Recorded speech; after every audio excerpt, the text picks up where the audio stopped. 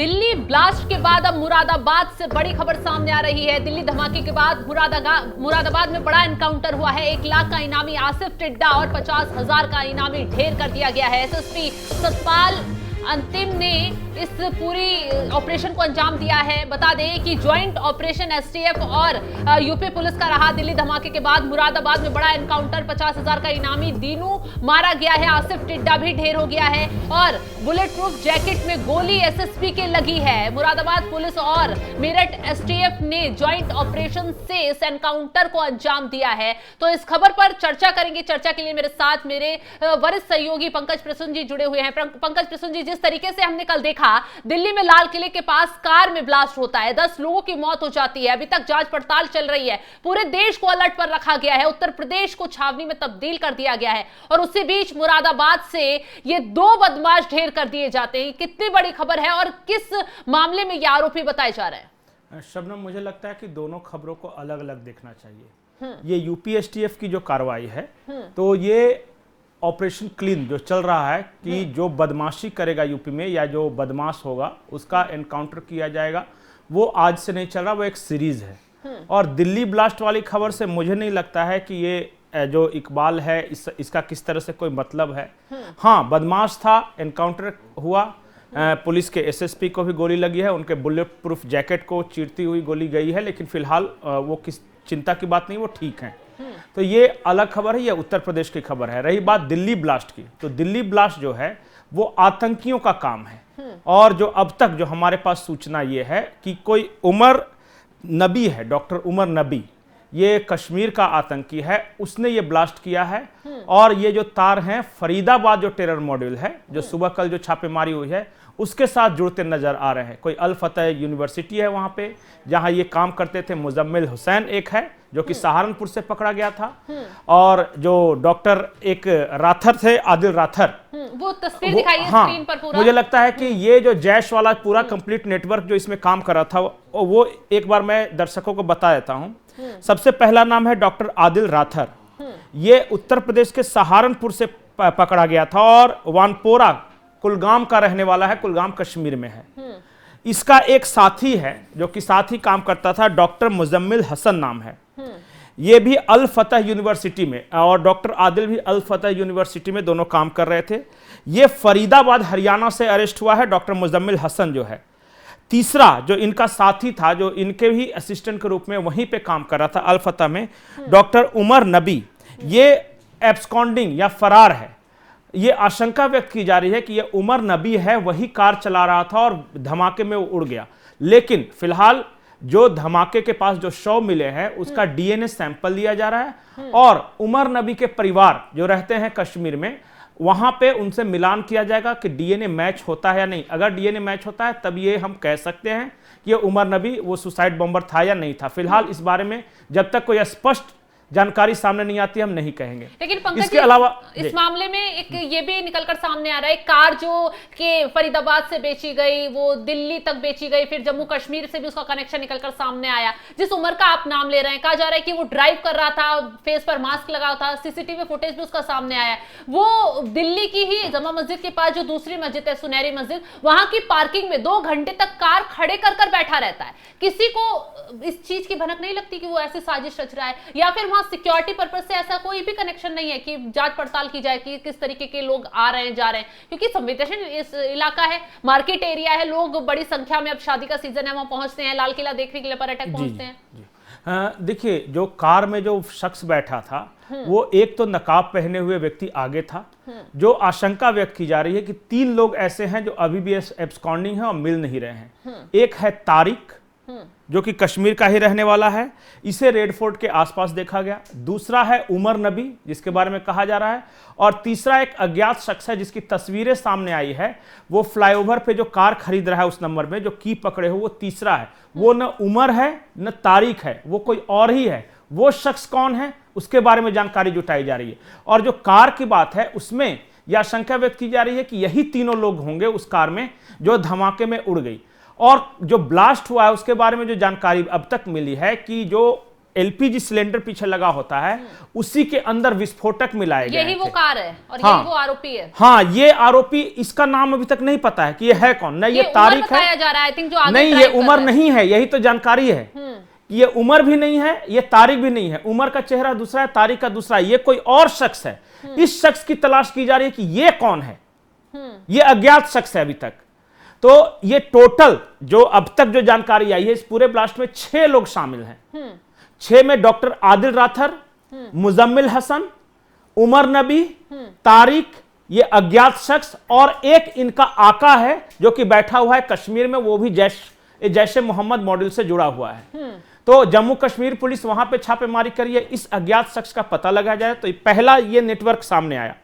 दूसरा, जो ये पूरे घटनाक्रम पे कहा गया कि ये जैश का बदला है, क्योंकि ये पूरा जो दिल्ली में ब्लास्ट कराया गया, जो प्रारंभिक जानकारी है उसके अनुसार जैशे मोहम्मद ने यह पूरा कांड करवाया है। आपको याद होगा कि ऑपरेशन सिंदूर के दौरान जैशे मोहम्मद का जो ठिकाना था बहावलपुर वाला, वो तबाह किया गया था। उस वक्त भी मौलाना मसूद अजहर ने कहा था कि हम दिल्ली में सीधे टारगेट करेंगे, वहां से बदला लेंगे। क्या ये वही बदला है? क्योंकि कई लोग सवाल उठा रहे हैं कि ये जैश का बदला भी हो सकता है, ऑपरेशन सिंदूर का जवाब भी हो सकता है। सोशल मीडिया पर कुछ पोस्ट भी वायरल हो रहे हैं, हालांकि हम पुष्टि नहीं करते कि जैश ए मोहम्मद ने इसकी जिम्मेदारी ली है या नहीं, क्योंकि अभी तक दिल्ली पुलिस की तरफ से ये क्लियर नहीं किया गया कि आतंकी हमला था। यही कहा जा रहा है कि एफआईआर दर्ज कर ली गई है, जांच की जा रही है, जल्द इसके बारे में रिवील किया जाएगा। एक और बड़ी अपडेट है कि दिल्ली पुलिस की ओर से बयान आया है कि हमने एंटी टेरर लॉ को एक्टिवेट कर दिया है। उसका मतलब क्या है? उसका मतलब कि जो यहाँ जो आतंकवाद के खिलाफ जो भी कानून है उसके तहत अब इस पूरे मामले की जांच की जा रही है। यानी आतंकी हमला इसे मान लिया जाए। एक तरह से इनडायरेक्टली बोला नहीं है, लेकिन एंटी टेरर लॉ एक्टिवेट करने का मतलब यह है कि वो टेरर एंगल से जांच अब होगा, अब इसे आतंकी मानकर जांच होगा। और अब भी कोई शक है क्या शबनम? जो जिस तरह के लोग सामने आ रहे हैं इसमें इन्वॉल्व बताए जा रहे हैं, और जो गाड़ियों की खरीद बिक्री जो हुई है, जिस गाड़ी से ब्लास्ट हुआ है, वो पूरा अगर नेटवर्क दिखेगा तो सिर्फ 2 ऐसे नाम हैं जो बीच में छूट गए, एक है सलमान और एक है नदीम। तो ये 6 के अलावा 2 और नाम हम ये जोड़ सकते हैं। एक और नाम जो कि बताया जा रहा है, हालांकि ये मीडिया में सूत्रों के हवाले से चला रहे, कोई देवेंद्र सिंह थे, वो भी बीच में इस कार को खरीदे थे। तो वो देवेंद्र सिंह आखिरी मालिक हैं इस कार के, क्या वो इससे बीच वाले मालिक हैं, उसके बाद उन्होंने किसी को बेच दिया है? अब इसके बारे में ही पता लगाना है। तो ये पूरा इस तरह का ये नेटवर्क तैयार हुआ। सोचिए कि एक कार कितनी बार बेची गई है, बिल्कुल, और कितनी बार खरीदी गई है, और जम्मू कश्मीर तक खरीदार पहुंच गए। बिल्कुल बिल्कुल बिल्कुल। अच्छा, कश्मीर का कोई आदमी हरियाणा नंबर की गाड़ी क्यों खरीदेगा? उसका मकसद क्या था? और फिर जब दिल्ली पुलिस कह ही रही है कि हम एंटी टेरर लॉ हमने एक्टिवेट कर दिया है, जब एनएसजी आ ही गई है, एनआईए आ ही गई है, तो क्यों न इसे आतंकी हमला माना जाए? अभी भी लोग पुलिस के ऑफिशियल बयान का इंतजार कर रहे हैं कि वो टेरर बोलते हैं कि नहीं। अब गृह मंत्री 2 बार आए हैं, उन्होंने सिर्फ इतना कहा कि हम हर एंगल से जांच कर रहे हैं। हर एंगल से जांच का मतलब कि टेरर के एंगल से भी जांच। स्पष्ट रूप से कहा नहीं जा रहा है सरकार की ओर से, अधिकारियों की ओर से, कि आतंकी हमला ही है, लेकिन अब इतना तय है कि ये नॉर्मल सीएनजी सिलेंडर ब्लास्ट नहीं था, जो कल शाम तक ये बताया जा रहा था कि हो सकता है हादसा हो, ब्लास्ट है, नहीं था वो। एक और जो क्लू है वो बताता है कि जब ये ब्लास्ट हुआ और आसमान में जो धुआं उड़ा है वो नारंगी रंग का धुआं था। नारंगी रंग का धुआं तभी आता है जब अमोनियम नाइट्रेट की मात्रा उसमें मिली हुई हो। नॉर्मल सीएनजी जो ब्लास्ट होता है उसका धुआं काला होता है, नारंगी नहीं होता है। तो एक चीज ये भी क्लियर कीजिए कि अगर सिलेंडर ब्लास्ट होता सीएनजी का तो इतना ज्यादा बड़ा हादसा हो जाता कि आसपास की सारी गाड़ियां तुरंत जल जाती, लोगों के परखच्चे इस तरीके से उड़ जाते, धमाके की आवाज इतनी होती कि दूर मार्केट तक आवाज में लोग चौंक जाते। देखिए शबनम, हम कल से ये डिस्कस कर रहे हैं कि एक नॉर्मल जो गाड़ी में पीछे जो सिलेंडर लगा होता है सीएनजी का, वो ब्लास्ट कर गया तो इतना बड़ा ब्लास्ट नहीं होता। दूसरा, कल ऑटो एक्सपर्ट के हवाले से हमने ही कहा था कि अचानक वो सीएनजी सिलेंडर में ब्लास्ट नहीं होता है, पहले आग लगता है तब ब्लास्ट होता है उसमें। ये सीधा ब्लास्ट था, कहीं कोई आग का रत्ती भर भी नामो निशान नहीं था। तो हम पहली थ्योरी, ये तो हम अपने अनुसार ही और ऑटो एक्सपर्ट जो बोल रहे हैं उसके अनुसार कह रहे हैं कि ये सीएनजी ब्लास्ट नहीं था। और जो बाद के सारे क्लू जो सामने आते गए, इन लोगों का इन्वॉल्वमेंट, अचानक ब्लास्ट होना, ये नारंगी कलर का धुआं उठना, ये सारा यही इसी बात पर इशारा कर रहे हैं कि ये आतंकी हमला था। और लोग ये भी इशारा कर रहे हैं कि इस आतंकी हमले के तार फरीदाबाद टेरर मॉड्यूल से जुड़े हुए थे। फरीदाबाद में सुबह जो बरामदगी हुई है, जैसे पहले 300 किलो अमोनियम नाइट्रेट बरामद हुआ, AK-47, AK-56 बरामद हुआ, डॉक्टर आदिल राथर ने वो कमरा लिया था। उसके बाद सहारनपुर जो मुजम्मिल हसन गिरफ्तारी हुई, कहा यह गया था कि आदिल राथर ने अपनी गर्लफ्रेंड जो कि लखनऊ की रहने वाली थी, एक लेडीज डॉक्टर थी, उसको भी इसमें इन्वॉल्व कर लिया था और उसी के इशारे पर फिर 2000 किलो और ये विस्फोटक बरामद हुए हैं। तो ये सारे तार एक दूसरे से जुड़ते हुए दिख रहे हैं। हो न हो डिस्परेशन में, चूंकि लगातार छापेमारी हो रही थी, एक के बाद उनका जो विस्फोटकों का जखीरा बरामद हो रहा था, तो हो सकता है कि डिस्परेशन में या कोई और उपाय न देखकर चलो कुछ कर देते हैं, क्योंकि वो प्लानिंग सफल हुई तो प्री पॉन्ड किया गया होगा इस प्लान को कि तुरंत हम आज ही के आज ही कुछ कर देते हैं, ताकि हम ये अपने आकाओं को बता सकें कि देखिए हमने कुछ न कुछ किया है। लेकिन प्लानिंग बहुत बड़ी थी, कर नहीं सके। जी, कार सवार भी तो मारे गए हैं उसमें, जो नहीं, वो तो सुसाइड बॉम्बर था ही। हाँ। वो तो मरने ही आया था। लेकिन जो जितनी बड़ी प्लानिंग थी कि जितने सारे लोग इन्वॉल्व थे, शायद छापेमारी लगातार होने के कारण, शायद एक के बाद एक पकड़े जाने के कारण, जो बच गए, जो फरार हो गए, उनको लगा कि अब यहां से बच के भागना मुश्किल है, क्योंकि लगातार उनकी तलाश जारी थी, उमर की तलाश कर रही थी पुलिस। तो हो सकता है कि इन लोगों ने एक कार में विस्फोटक करके जानबूझ के उड़ा दिया हो, क्योंकि बचना तो इनको ऐसे भी नहीं था, पकड़े जाते। तो ये हो सकता है डिस्परेशन में ये हमला किया गया हो।